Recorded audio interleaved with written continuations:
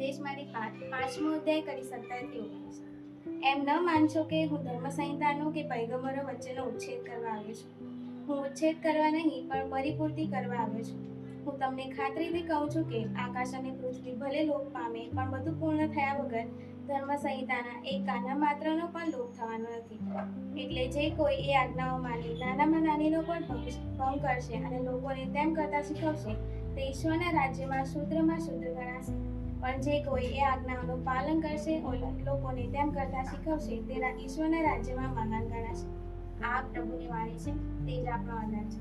ઈસુની જય. વાલા ધર્મજનો, એક સુથાર બહુ ધાર્મિક વ્યક્તિ હતો અને બહુ સારી રીતે જીવતો હતો, પણ અચાનક એના જીવનમાં ઘણા ઉથલ પાથલો આવે છે. એનામાં એક મદદનો સ્વભાવ હોય છે, બીજાને મદદ કરે છે, પોતાની જે કૌશલ્ય આવડતો છે બીજાને શીખાડે છે. અચાનક એની પત્નીનું અવસાન થાય છે, આર્થિક રીતે તૂટી જાય છે, ભીસમાં આવે છે, એક સાથે એક સંતા 13 તૂટે એવી સ્થિતિ આવી જાય છે. એ સમયે એને એવું લાગે છે મારું કોઈ નથી, હતાશ આવી જાય છે, નિરાશ થઈ જાય છે. એ સમયે એ દેવળમાં જાય છે અને એક ફાધર પરમેશ્વરના પ્રેમ વિશે ધર્મબોધ આપે છે. એને થોડું સાંત્વન લાગે છે. પરમ યજ્ઞ પછી ફાધરને મળે છે અને થોડા પ્રશ્નોની ચર્ચા કરે છે અને જ્યારે પાછા જાય છે તેને એક પ્રોત્સાહન લઈને જાય છે, કંઈક મળ્યું છે. હા વાલા ધર્મજનો, આજે માતા ધર્મસભા પ્રેષિત બારનાબાસને યાદ કરે છે અને એ કે જેના નામ ઉપરથી એનો અર્થ થાય છે ધ સન ઓફ એન્કરેજમેન્ટ, એટલે કે પ્રોત્સાહન આપતો પુત્ર બારનાબાસ. આના વિશે જો આપણે જાણવું હોય તો પ્રેષિતોના ચરિત્રમાં 4થા અધ્યાય 36મી કડીમાં આપણે તેમના વિશે જાણી શકીએ છીએ. કોણ હતું આ? લેવી વંશમાંથી આવ્યા હતા. અને લેવી વંશ એટલે આપણે જાણીએ છીએ પુરોહિતના વંશમાંથી આવ્યા હતા. એક સ્ટ્રિક્ટ અને જોવા જઈએ તો રૂઢિચુસ્ત સમાજમાંથી આવે છે, છતાં પણ એ ખ્રિસ્તી બને છે, ખ્રિસ્તનો સંદેશો સ્વીકારે છે અને ખ્રિસ્તના રસ્તે ચાલે છે. પહેલો પ્રશ્ન, મારી વિચારસરણીમાંથી હું નવી વિચારસરણી તરફ આગળ ધપવા તૈયાર છું ખરો કે ખરી? આજે પ્રભુ પ્રેષિત દ્વારા પડકાર મૂકે છે. બીજી બાબત જો જોવા જઈએ તો આ જ વ્યક્તિ જે છે એ આર્થિક રીતે આપણને એક અગત્યનો સંદેશ આપે છે.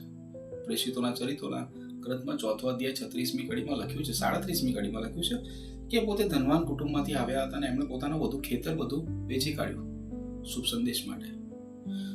હું પ્રભુના શુભ સંદેશ માટે, ધર્મસભા માટે, ધર્મપ્રાંત માટે, મારા તાબા માટે, મારા પરિવાર માટે હું શું ન્યોછાવર કરવા તૈયાર છું.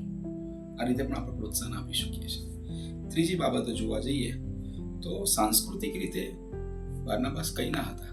જોવા જઈએ તો એ આપણને પરિચય મળે છે એ પ્રમાણે સિરિયાના હતા અને સિરિયાના હોવા છતાં એ યરુશાલેમના અને બીજી બધી જગ્યાએ શુભ સંદેશનો પ્રચાર કરવા તૈયાર છે.